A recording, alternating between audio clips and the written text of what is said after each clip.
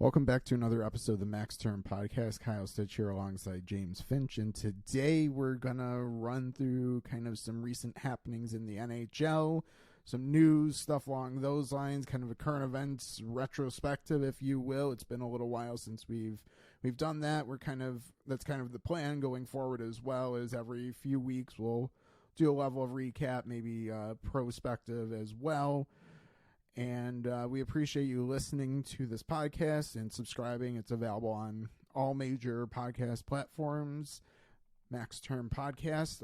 If you're looking for our thoughts outside of just this podcast on X, formerly Twitter, I'm just going to say Twitter, at AFP Analytics is kind of the shared account that we run, and then both of our personal accounts can easily be found from there. The new Blue Sky app, both of us have personal accounts. We also have the AFP Analytics account over there as well. And I think we should be setting up this Max Term Pod account very shortly over there. So we appreciate you following along on that platform as well. We haven't utilized that as much, but I think going forward we might try to do that as well. Any ads, anything associated with this podcast are not necessarily products or anything that we're endorsing, working with. And one other caveat, especially as it comes to the first item we're going to talk about, we're not reporting anything here. We're kind of giving our opinion based on what's publicly available. So don't take what we're going to say, especially on the first topic, as absolute fact. But I think putting some pieces together, we might be able to give you a good sense based on our personal experiences and knowledges that we have. Might be able to put something together here. So with that, let's get on to that first topic, and that's Patrick Kane. And who do we who do we see him potentially signing with? What teams do we think are going to be in the mix? Yeah, so in general, just to kind of start who's going to be able to afford Patrick Kane? And that's kind of a loaded question mid-season because there's this year not a whole lot of teams that went into the year with cap space. But then we got to consider there's teams that are going to be using LTIR, and maybe there's a little more space to fit someone like Kane in. There's been some teams mentioned as kind of the, I guess, favorites. Detroit gets mentioned a lot, the Red Wings. Florida Panthers, a decent amount lately. I've seen over the past handful of weeks, teams like Carolina getting thrown around, Colorado getting thrown around. One of the teams that I haven't really seen a whole lot, and I'm curious if they would have interest, is a team that originally we would think wouldn't be able to afford Patrick Kane, but might be able to now with some LTIR. It's the Washington Capitals. The Capitals have kind of had a good start to the year. They're 8-4-2. So right now they're in a playoff spot. Issue being with them, I feel like they could kind of come back down to earth, and they're not really scoring at the rate that a traditional historical Washington Capitals team would. And I think most people, when you look at Patrick Kane, would be thinking he's going to come in and score some goals, or at least help get the team to score some goals. So that's a team I'd watch. Kind of, I guess, more of a dark horse because they haven't been mentioned a whole lot. I would say someone like Edmonton would make sense the way that their season's going, but I'm not sure the money will really be there to make it happen.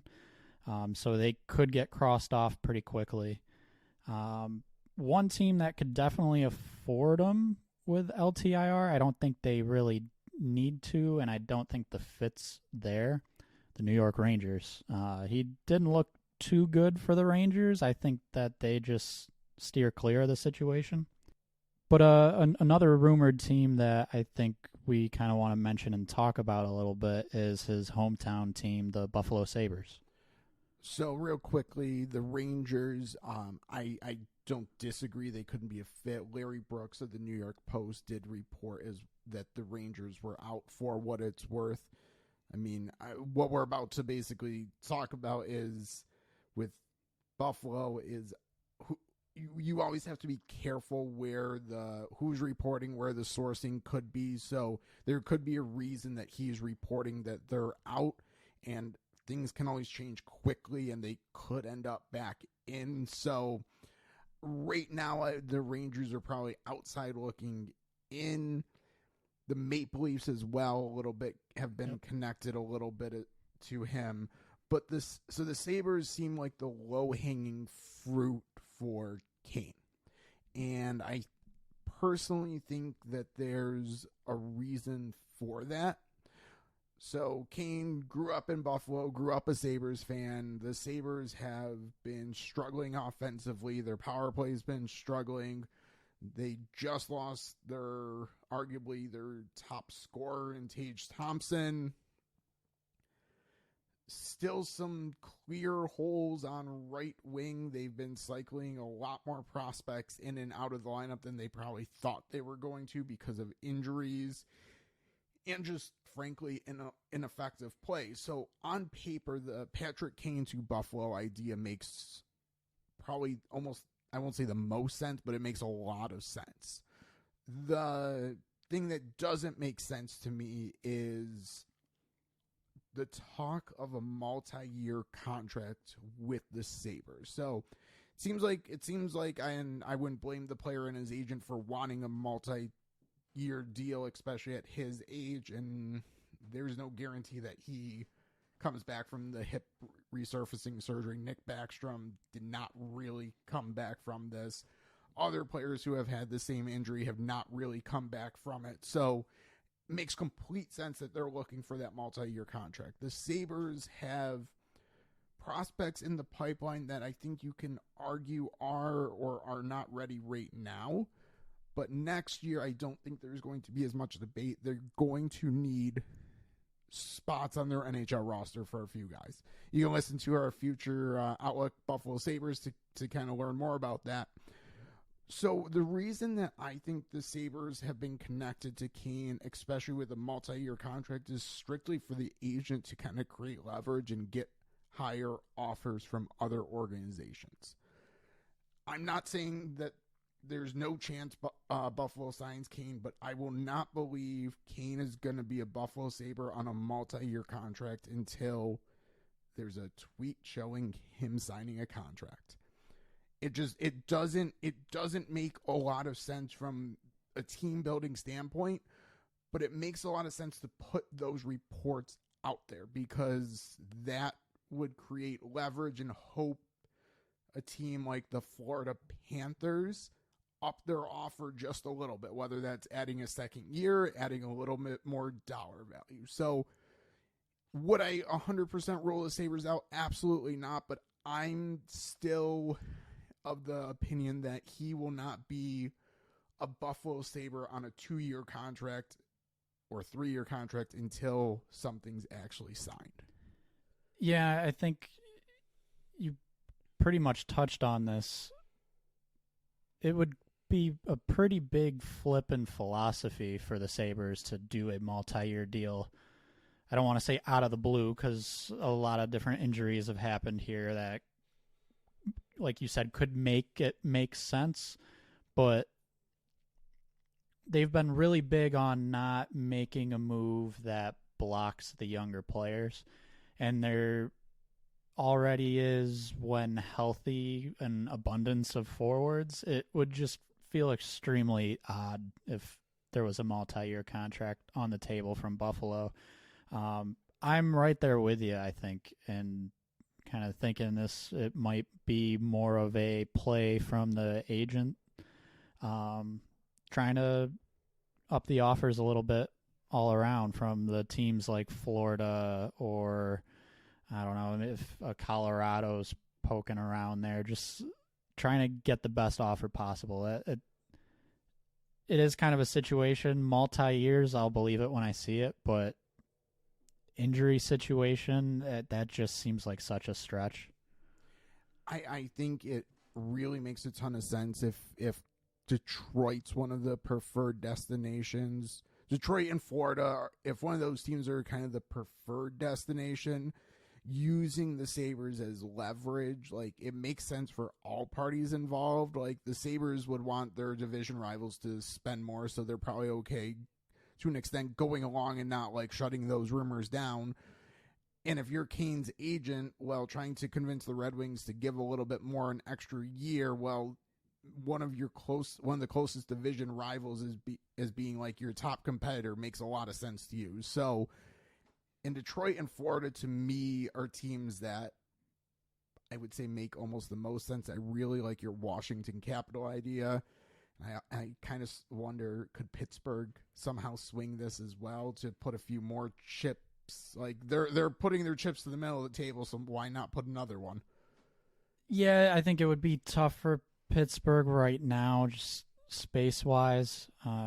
They don't really have a whole lot built up in long-term injured reserve. They could, I mean, the other factor here is I think we've been seeing this could end up somewhere in the $3 to $4 million range, but will it? Will it be lower? Will it be higher? This is a very unique, weird situation. I think before any numbers were ever reported as speculation, someone could have speculated he might go for $1 million or less. Like, he's coming off a major injury. So it's kind of, I don't know. I think there's some things out there that are probably true. Certain teams interested have at least made contact, but I think this is it seems like it's still a very wide open situation where a lot could happen. So I probably should have done a little more research before just spitting this out right now. I don't know for sure, but it came to my mind as you were talking through there. Could they do an incentive, a bonus heavy contract? I don't know if he's old enough. I don't know if the fact that he would be signing mid-season precludes it. So I'm just spitballing that off the kind He's of cuff. 34. So okay, so he hasn't hit 35. So so I guess they can't do something like that, but that could also be like, hey, let's do a 1-year contract then with a kind of wink, like understanding you'll get a second year with a heavy bonus or whatever to kind of push things down the road. I don't know. It could be a contract where teams get a little creative. He is turning 35 in 3 days. But again, I don't know how exactly that would factor in mid-season. I don't think that's something we'll really see in this situation. I feel like he's going to go for kind of the most guaranteed this season he can get. Yeah, I think I agree. I think speculating and just throwing it out there probably worthwhile, especially like if he wants to chase the money, like, go get your money, fine. If he is thinking about, I'm just using Pittsburgh as the example, given that they have a lot of older talent, really probably could use another player on the wing. Like, the fit would make a lot of sense, but salary-wise it doesn't. So if there's some creative ways to structure that, maybe if there's enough will from Kane and his agent to get him to Pittsburgh or someone else or Washington, or insert Tampa Bay if you want to. Maybe there's some creative structuring, and maybe they do something with bonuses or something like that. The other thing I want to kind of touch on there, as far as him like chasing the money, he could chase the money for sure, but at the same time, everything we've kind of seen out there about Kane, there's been videos of him training and everything's going well. He's really healthy, feeling really good. Well, of course he is. Maybe he actually is, but that's absolutely what an agent and a player's side of things would want to put out there and say, hey, we're ready to go to get the best deal possible. There's got to be a little worry in that camp that, well, look what just happened with Backstrom. This could be the last contract he signs. Like, worst case scenario, this is the last contract Patrick Kane gets in the NHL. So it could still be seen as, yes, chasing the money, but it very well could be it, depending on how things go. So I think that does definitely factor in a little bit, especially if he kind of sees two teams as kind of an equal situation and one can offer an extra $500K. So fact-checking myself a little bit, I went through all the effort at AFPanalytics.com to create an NHL glossary and reference site. So, I probably should have just pulled up my own writing from a couple months ago and fact-check myself here. So Kane for this season cannot sign a contract with bonuses in, because he will not have been 35 at the start of the league year, so July 1st in this case. And he also didn't miss enough games last season to basically fall in the other exception, which is you have to have 400 NHL games. Obviously, Patrick Kane has played that many in his career, and spent at least 100 days on injured reserve during the previous season. He played out most of the season. Maybe he should have spent some time on injured reserve, so he could have been eligible to do something like this, but that's neither here nor there. At the same point, the idea of a bonus-heavy contract, okay, yes, it can't happen now, but again, maybe they do a 1 year with kind of like an immediate type extension down the road. I don't know. Just throwing some different ideas out there. It feels like if he wants to make it work with a team and a team really wants to make it work, there's maybe some creative ways to do that. So one of the teams, I guess, kind of glossed over, but that you had mentioned for Kane, but the reason we glossed over is probably because Kane's not going to probably solve their issues. That's the Edmonton Oilers, who recently fired head coach Jay Woodcroft and have hired Chris Knobloch from the Hartford Wolfpack, and that's an interesting kind of hire in and of itself. You rarely see an AHL coach from a different organization getting a head coaching job with another organization, going from AHL to NHL mid-season. Obviously happens all the time in the regulars after the season's over, in I'd say the regular stretch, the off season, if you will. But again, in season, it's generally you put an assistant there, you bring someone up from your own AHL team, or you hire someone who's currently unemployed and bring them in. I would have thought they would have went probably someone who's currently unemployed route. Maybe even a Bruce Boudreau would have been really interesting. He seems to have very short-term success. But that was the way Edmonton went. Do we like this? Do we think that the head coach was the problem? What are we thinking right here? I don't really think the head coach was the problem. I do want to say it's kind of interesting to hire, well, one, just to be able to have the conversation with another team's AHL coach mid-year, which kind of tells me it's one of two things. Either the Rangers just wanted to do right by their AHL coach and let him have the opportunity, or maybe they weren't as worried about losing him as they could have been, or maybe it's a mixture of those two things. It's just a really odd situation that doesn't happen very often.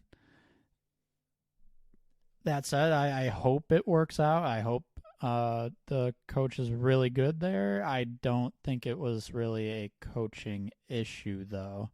I think this was more a situation where there was a team really struggling to get going and pretty much was backed into a corner of, well, there's nothing else we can really do right now to shift things up a little bit. Right up against the cap. They, I want to say, had some issues just in the offseason maneuvering their roster, managing that well because of how close to the cap they are. So right now in season, there weren't a whole lot of options other than making a change on the coaching staff.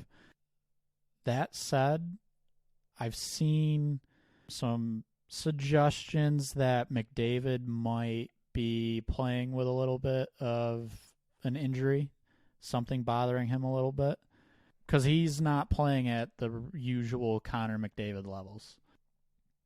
And honestly, I think this is kind of a team that, because of their cap situation, they don't have a ton of depth. It would be nice to see them fill it out a little more, but again, don't have the money to.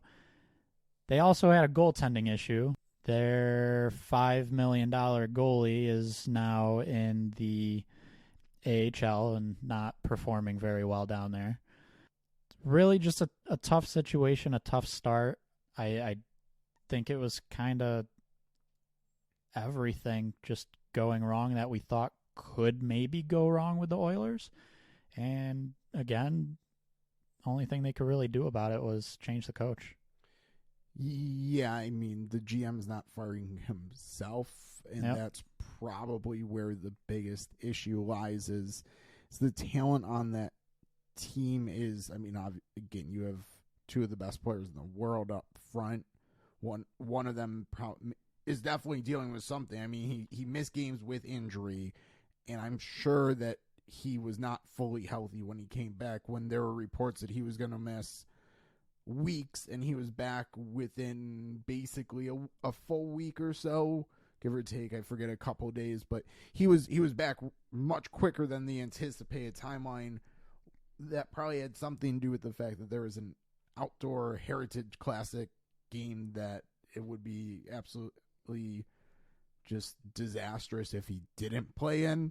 So there's probably, he's probably dealing with something, but just all down their lineup, they're just not getting, outside of Evander Kane right now, they're just not getting the performance that, like, the level of performance they need from a lot of their top, who should be their top players. So we also are planning kind of a fun little, but also hopefully interesting episode, kind of themed around Black Friday, buying who to buy on a deal type thing.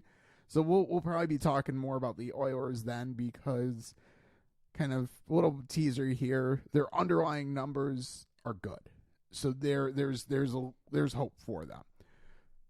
But you had to, like, if you're Edmonton, you have to do everything, because not only McDavid might be playing with something right now, but his contract's only 2 more years.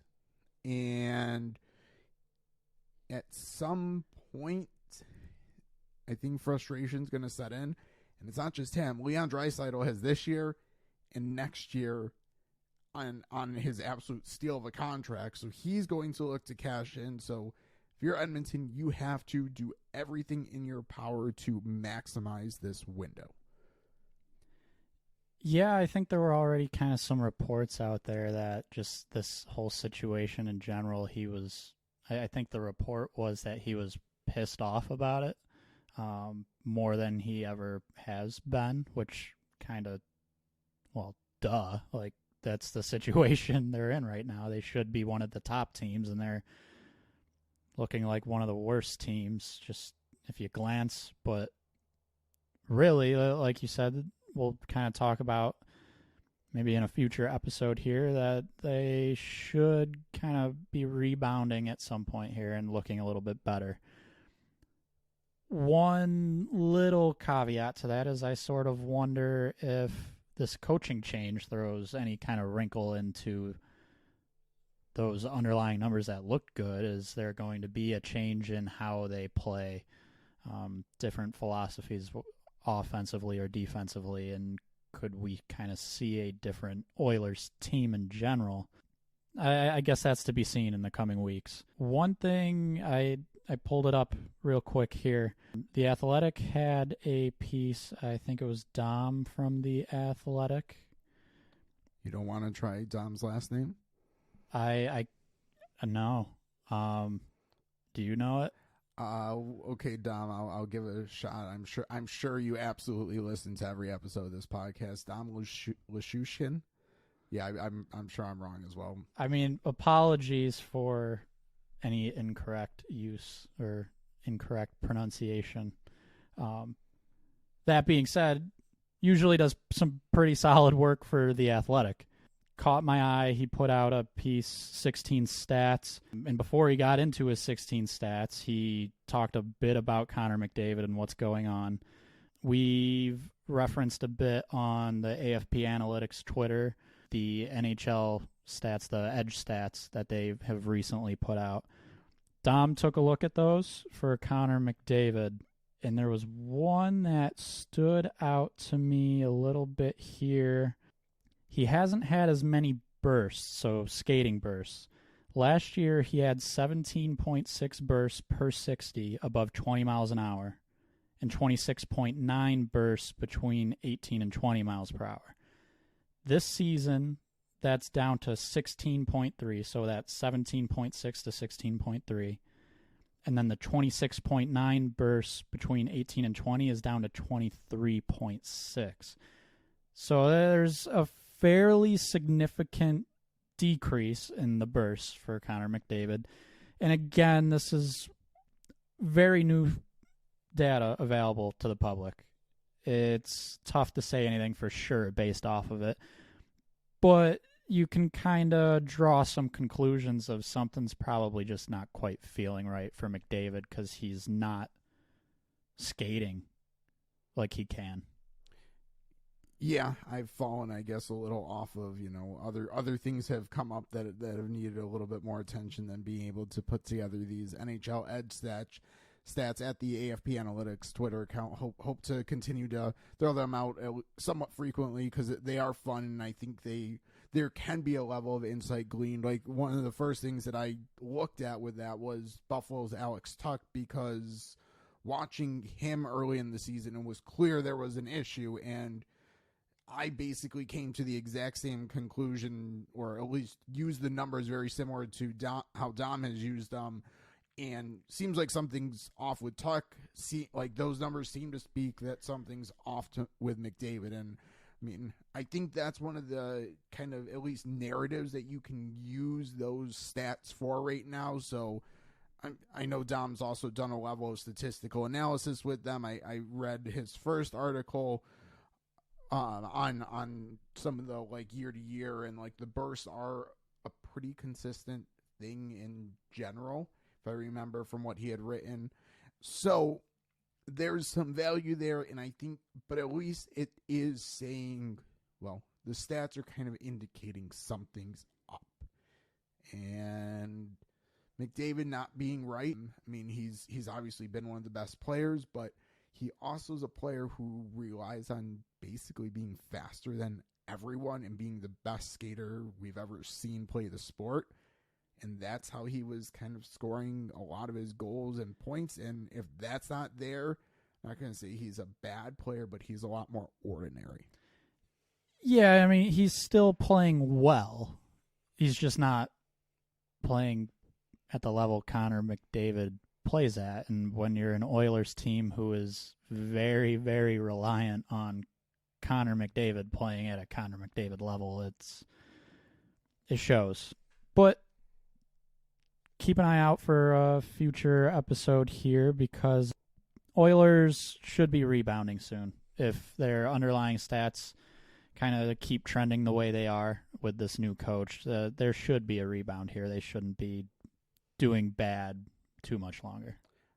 Okay, I'll get my quick Buffalo Bills comparison in here right now. I'm very frustrated, but the Oilers and the Buffalo Bills are very similar in that they have superstars that they need to maximize the window on, and they need to do whatever they can to maximize that window. I will also throw a thing of caution in that Edmonton seems to be doing everything they can to appease their star player, and that might not be the recipe for success, because I think some of the frustrations in the Buffalo Bills organization is the exact same thing. Everything's being done to appease their star player, Edmonton needs to be a level of careful. They hired Connor McDavid's agent to be their director of hockey ops. They hired his junior coach as their head coach. I mean, if this doesn't all work out and things start going south, like, so a tough decision is going to have to be made, and I'm not sure going all in to appease McDavid for even just window dressing, like, who knows, he might not care that they're doing all this. Just a cautionary tale, if the hires that they've made aren't actually good fits longer term, Edmonton's going to be in a tough spot if he were to walk anyways, but like you're making some decisions, putting all your chips on Connor McDavid, which you should, but you do need to be a little bit mindful of that, but definitely maximize his window. And I just had to I couldn't go this entire episode without talking about the Bills and that disaster. Oh, I know, being a Western New York-based podcast, I know I like to watch their games. I've got family that are fans of the Bills, and in a way, I guess I sort of am too. I root for them. But you've got a little bit of a heavier fandom for them. Things are tough. So, anyways, with that tangent, I promised myself I wouldn't hijack a whole episode. I was offered the opportunity, but I said no. We'll maintain our professional hockey standards. We'll see by the end of the NFL season. Hopefully, there's no need for an episode, but we can revisit or the next time we record. True. But anyways, so want to stick in Western Canada while we're out that direction with other kind of happenings in the NHL, or someone else we want to highlight first? Depends where you're going with that. I was thinking starting not staying in Alberta, but going a little bit farther west to Vancouver, and let's eat this one. Let's take it now. So in our season preview, the Canucks, just say we thought Rick Tocchet was going to come in and try to implement a defensive structure. Well, classic Rick Tocchet. That's what we were expecting, and that has not happened. No, so I mean they are scoring. And I do want to say we were wrong about Vancouver. I will say I remember myself saying they've kind of been a team that on paper should start being good, and it just hasn't quite worked. And I guess we can say it took Rick Tocchet coming in, and it's working now. It's working on paper. That said, how long is it actually going to work for? And if you're someone who cares at all about underlying numbers, which if you're listening to the two of us talk, you probably care a little bit about the underlying numbers. Vancouver is probably, I guess for a lack of a better way to describe this, they're really overperforming those what we're seeing with the underlying numbers. Yeah, and again, I think our next episode we're kind of planning we'll go into a little bit more who to buy, sell, etc., and where they're at early. I guess not early in the season, but as we start to approach American Thanksgiving, big milestone. But Vancouver, what we were saying was Rick Tocchet has traditionally been known for defensive structure, defense first, and he's kind of letting his horses run wild, which is exactly what he needed to do. And it's ironic because Bruce Boudreau, who was fired, is kind of more known for that style of hockey, and Tocchet known for more defensive style, but for whatever reason, maybe it's just a personality fit or whatever, but it seems like Rick Tocchet's getting what needs to be gotten out of those players. Yeah, it's been a great start to the season for them. Also want to throw out there quickly, since we're on the Canucks, Thatcher Demko is playing like a absolute number one franchise goaltender to the level that I would say he is going to regress that being said, he could just regress a little bit and still stay at an elite level of play. That's how good he's been. So I kind of just want to throw out there, like, he's had a great start to the year. It's probably not going to last to this extent, but he could still have a very good season with a little bit of regression. Is he the early season Vezina favorite? He's definitely in the top 3, I think. I don't know if he's the favorite. He is certainly up there, and I think if the season were to end today, he would be the favorite. But because we're so early in the season, it's a small sample size. Some other names that are kind of, I guess, up there in the top goalie conversation so far this year are kind of some names you might not expect. One of those being Jordan Binnington's having a great year so far, and you'd kind of think he would be on the opposite side of this conversation based off of recent play in the past couple of years, really since they won the Cup. I would say on Binnington, what might be a little different this year than in the past, well, since they won the Cup, is the expectations aren't quite as high on. Like, a lot of people were kind of picking the Blues to be on the outside of the playoffs looking in, kind of rebuilding a little bit. So a little bit of pressure maybe is off for the first time since winning that Cup. So maybe that's contributing to it a little bit. Yeah, that's definitely a possibility. But it's still kind of a weird name to see up there. A little less weird because of the recent success, but I guess maybe more intriguing to see Adin Hill's having a very solid season. I want to throw the name out there. This is maybe a little less surprising, Jeremy Swayman. Issue with him, I guess, over a full year is he's going to be pretty much splitting time with Ullmark, and that could hurt his chances. I'd say the same probably with Adin Hill as well. Like he's kind of their one, but more of a 1A. Yeah, Logan Thompson's getting his fair share of starts as well. Where Demko is the clear majority guy in Vancouver. Yep. One name I want to throw out there that the team's record wouldn't really show this, but his numbers have been great. He's probably the reason they're as good as they are. Calgary Flames' Jacob Markstrom is having a very solid season on a team that's not performing well. And I think the reason I find that important to throw out there is because they're not performing well, he wouldn't actually be a Vezina candidate. But he's struggled a little bit in Calgary since he got there, at least having what we would call off seasons.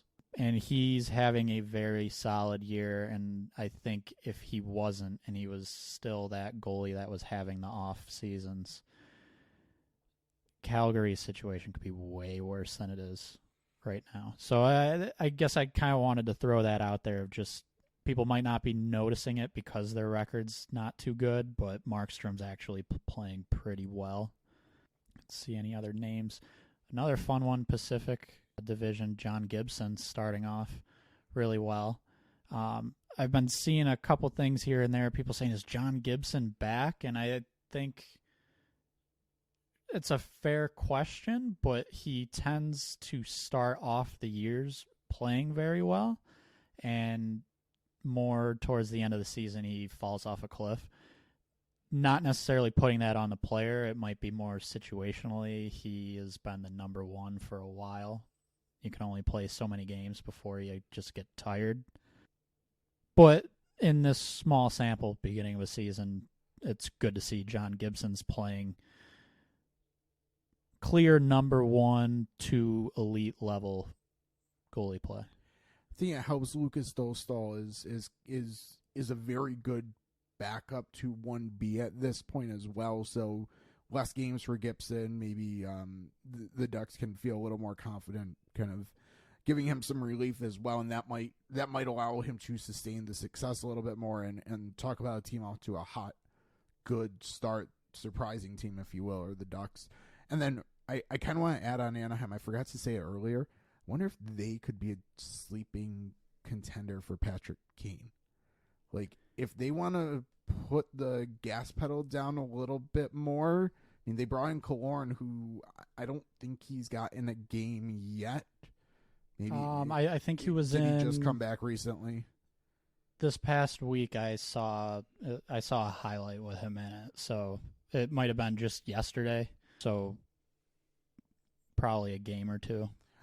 So he's now back. So I mean, if they're willing to bring him in as a veteran player, maybe there's a level of interest in Kane, and they have cap space. But sorry, back to the goalies. Kind of anyone else for the Vezina? We haven't really. So ironically, you haven't really read off any names, if you will. Like, there's a lot of goalies who are performing really well, but none of the traditional names. Yeah, so I mean, there's, I guess, some higher level names. I guess I'll toss Jake Ottinger in there just because he had recently a good season that made Dallas pretty high up the list on a list of contenders. Shesterkin, Sorokin, kind of the two Russian goalies right now, I would say, that are kind of considered on a different level. They're playing fine. They're playing well, but they're not necessarily playing their elite level of hockey right now. A third Russian goalie that hasn't played at all, and it's going to be a little while, is Vasilevsky, so that's kind of a name we'd usually look for. That's obviously not there right now. We've been talking about Vezina. I kind of want to throw some top names out there that maybe aren't performing too well right now. First one I'll start with, and this one's interesting, Connor Hellebuck. Because Winnipeg's having a pretty decent season so far. It's not necessarily because of Hellebuck. He's been very average to a little bit below average so far this season. So that's one I would look for some improvement, hopefully, at least if they want to make a push into the playoffs. That's why, I mean, it's way too early, but like this is also why, well, it's early in the season, way too early in his contract, but this is why I would have been a little cautious if I was a team acquiring him, is like he's still on that $6 million contract. We're not even to that big money deal yet, and we're seeing, again, small sample size this season, but we're seeing a little bit of a decline. So, but maybe there's going to be a little buyer remorse sooner than later, because it will probably set in at some point. Yep, and I've got one more name. We can move on from the goalies after you say Saros. Not a good start to the season. Yeah, I guess that's sort of another interesting one to me. I don't want to get too far ahead of ourselves here because we will be talking about different teams soon. But Predators are, I think, maybe a tiny bit better than they're playing right now. And again, Saros is not playing well, so it's not really where you would expect them to actually be bad. But again, it's a small sample size. Most teams are like mid-teens right now in games played, and most goalies, like the top guys, have played, well, I guess Saros has 13 games, which is a majority of games played. But just that in itself, 13 games, you can't really base goalie play off of 13 games. So I'm not here to say, oh, Saros is bad now. He's just not having the best start to the year. Yeah, again, check out our kind of Black Friday special, if you will. Buyers, sellers, teams to maybe buy into a little bit for some positive regression, sells for some negative regression, stuff like that. I'll be pounding the table for Nashville in that episode. I've got a couple more things I want to talk about. You got anything else? No? Okay. First one I want to throw out there, because I think in the off season when we've talked about this team, we were critical of this. New York Rangers, Alexis Lafrenière.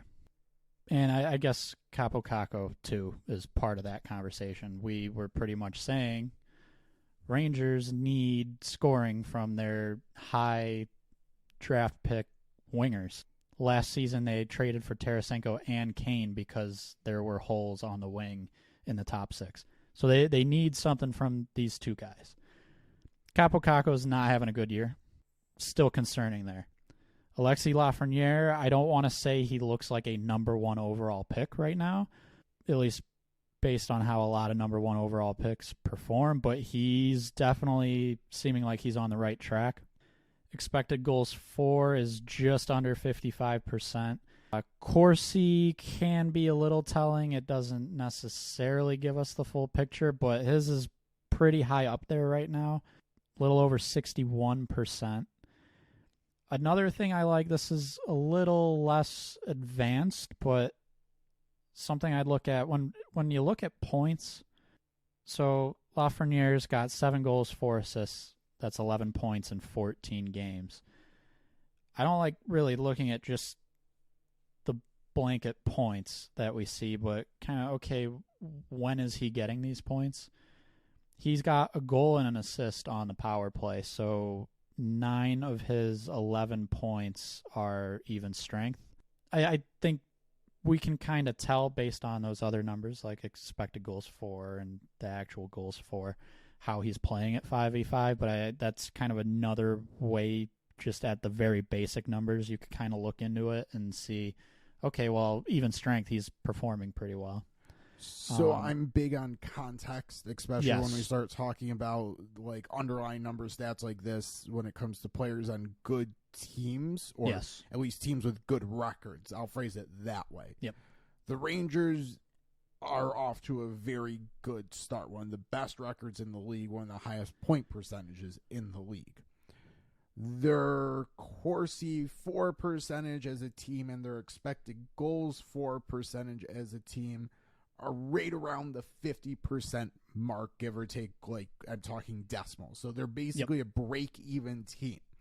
The fact that Lafrenière is significantly above that, so his relative numbers would be very positive. And I think that's a very important context, especially when you're talking about a player on a team that's either thought of as really good, maybe they're not quite as good, but thought of as really good or thought of as kind of a poor team, is to look at in the context of the overall team. So the Rangers, when Lafrenière is on the ice, are a lot better team, at least controlling some of these underlying shot metrics, shot quality, stuff like that. So context, I think, is absolutely important when we talk about stats like this.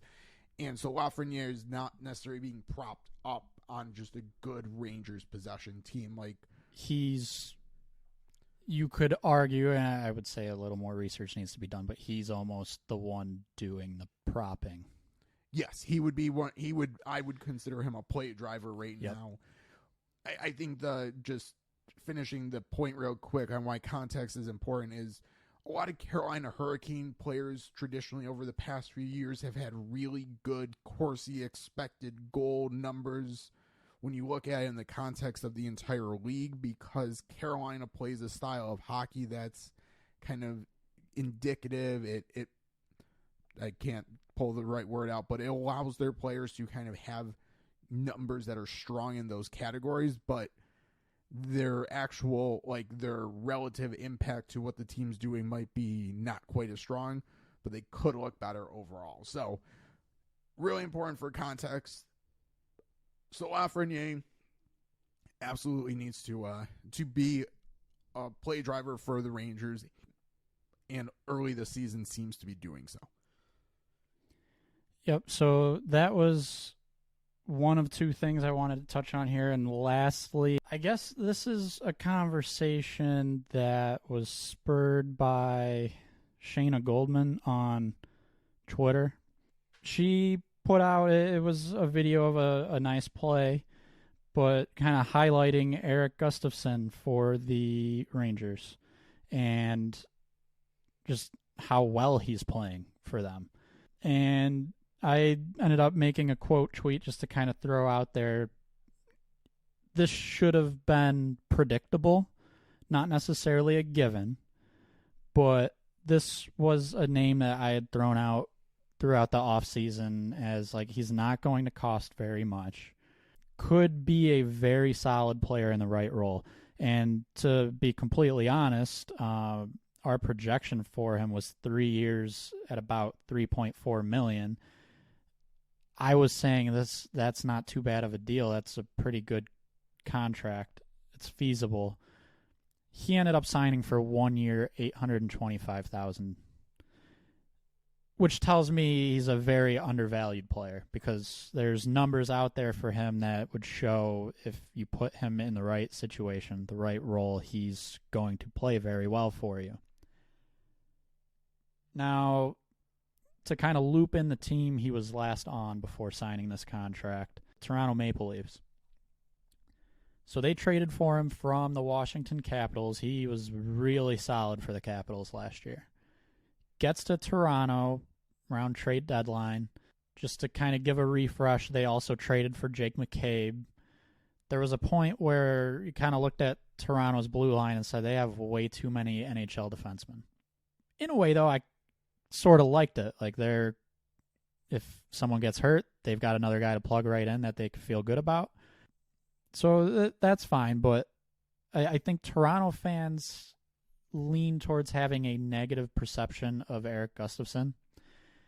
I think he played about 8 games for them. I don't think that's enough of a sample size to say, oh, he's not a good player. I think he was kind of average for them. So I think he wasn't run out of town like Justin Hull, but he wasn't really considered as, okay, let's maybe try and bring this guy back. However, Toronto decides to go sign John Klingberg, who he's not good, to put it bluntly. And Toronto didn't just give him like a similar contract that Erik Gustafsson got. They gave him a significant contract. So that is again talking about context. Yes. Like, it's not like they tried to buy low and find a different bargain. They spent. There is what I would call a significant amount of money tied up for a poor performing player. It was $4.15 million. 1 year deal, so I guess long-term risk isn't there. But still, when you're a team up close to the cap, needing to improve depth-wise, that's very, very weird contract. Bringing it back to Gustafsson. So Gustafsson, $825K for 1 year to the Rangers. Toronto opts for signing Klingberg, $4.15 million. Both of them have played 14 games this season. Klingberg has about 7.5 more minutes total at 5v5. So they have a very similar amount of time on ice. Going to run through some numbers here. So Gustafsson's 3 goals, 7 assists, 10 points in the 14 games. These 5-on-5 all situations, just for clarity. Points is all situations, which I will touch on that. So Gustafsson, 3 goals, 7 assists, 10 points in 14 games. Klingberg, no goals, 5 assists, so 5 points in 14 games. Now, talking about 5v5 versus power play and penalty kill, they both have 2 assists on the power play this year. So both have 2 power play points. Now, talking expected goals for, I've got Erik Gustafsson, this is 5v5. Got him at 56.88%. Got John Klingberg at 42.97%. And in general, 50% you're breaking even. So one of them's playing a bit better, and one of them is really just not playing well at all. Now, you mentioned earlier in this episode about relative. Now, I'm pulling these numbers from Evolving Hockey. When they do relative, they break it down per 60. So we've got relative expected goals per 60. So again, kind of being able to reference in comparison to the players on his team, how is he doing? So Erik Gustafsson's at 0.62 expected goals per 60. Klingberg is at minus 0.76. So, again, one of them playing pretty well in comparison to the rest of his teammates. And the other one, just when he's on the ice, it's not good for his team. And again, want to keep throwing this out there. Gustafsson, $825,000. Klingberg, $4.15 million. So I'm just going to straight up say it. Gustafsson is the superior player. This is a just bad-looking situation for Toronto. Even without looking at Gustafsson, I don't know what they were doing signing Klingberg. The one step I want to take here to take it a little further, let's say Toronto signed Gustafsson instead of Klingberg. It's getting hypothetical, but that would be an extra $3.325 million that they would have had to spend. That kind of gets you, at least this offseason, if you're looking at free agents, it gets you in the level of Erik Haula, Matt Duchene, Evan Rodriguez type of player, which is absolutely something that they could use as depth for their forward group. And that gets very hypothetical. It's very possible those three players I named wouldn't have had interest in going to Toronto for all I know. My main point is there was a much superior defenseman who cost way less that they could have signed, and it would have made the rest of the roster construction a bit easier. I will just add in context, little context here. Gustafsson last year, as you said, small sample size with his games in Toronto. His expected goals for percentage relative, I have natural stat trick up, so they're a little bit different, but it was not good. I'll just say that. There's lots of questions. Was it just too small of a sample? Didn't have time to acclimate, didn't get a fit, didn't get chemistry. All those are questionable.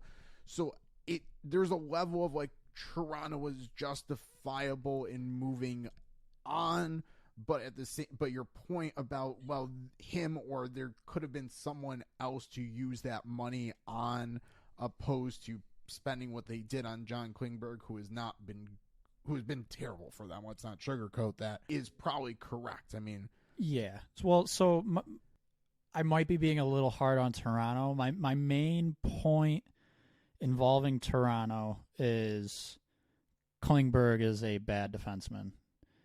In this scenario, looking at Gustafsson in comparison to Klingberg, just numbers-wise right now, yes, I would absolutely take Gustafsson over Klingberg. It's very easy in hindsight to say they should have done it, and it wasn't great for Gustafsson in Toronto. So I guess I'm more just trying to throw out there that for a team like Toronto that should have been bargain shopping, ends up signing a defenseman who is really not that good to a fairly sizable cap hit when there were better options at a much lower cost, whether it was Gustafsson or someone else. Yes, and I think that is absolutely the point that needs to be driven home, and I think we have to mention as well, they also paid Ryan Reeves $1.3 million. Yes. So Toronto should have $5.5 more million in cap space. Probably subtract some of that with another defenseman, but they should have let's just say $4 million, because you have to replace probably Klingberg and Reeves on the roster, but that should have been done much more efficiently. So they should have an extra $4 million to work with. So here we'll come full circle here. They wanted to, it would help them be in the Patrick Kane sweepstakes if they really wanted to be. Say that mostly tongue in cheek, but it would have allowed them to probably add one more big name player, which I think right now is kind of, or at least another good depth player, which is kind of what they need right now to kind of balance out things a little bit more. Their top guys are going, but then it's a black hole. They kind of forced themselves into trading Sam Lafrenière. I'm not saying that Sam Lafrenière is solving all their issues, but he's better. He's a lot better than Ryan Reeves. Yeah, and to speak more specifically, they are way over the cap. They've got some guys on LTIR, but with how far over the cap they are, they don't have space really to work with right now. And so, yeah, a move like maybe having interest in Patrick Kane would be really tough to swing without moving someone out. Or I guess another injury pops up. I don't know. But they kind of backed themselves into this corner.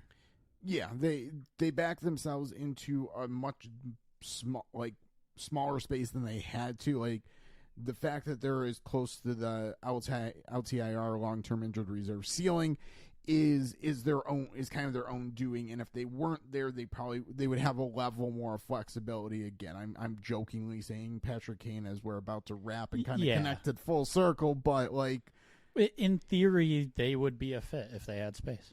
Yeah, and that's just one name. I mean, insert generic veteran that they could acquire at the deadline or like mid-season or something instead of Patrick Kane. And if they didn't have the Reeves and Klingberg contract, it would be a lot easier to do so, a lot less maneuvering. So they could have paid top Chicago Blackhawk Corey Perry $4 million.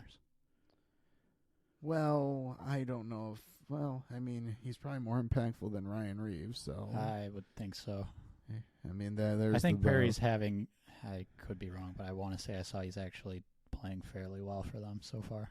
Yeah, well, okay. But no, that's 100% a joke. I'm not serious about it, but Well, I think since we've reached the Corey Perry to Toronto Maple Leafs joke of the episode, feel like that's probably the time to wrap this one up. Yeah. We've kind of exhausted a lot of things, but so those are kind of some of the big current events. As I said, our next episode we're going to look at kind of a more forward-looking. This was kind of a retrospective, but kind of theme something around Black Friday. Teams that are going to be buyers, sellers, players to buy, players to sell, stuff like that.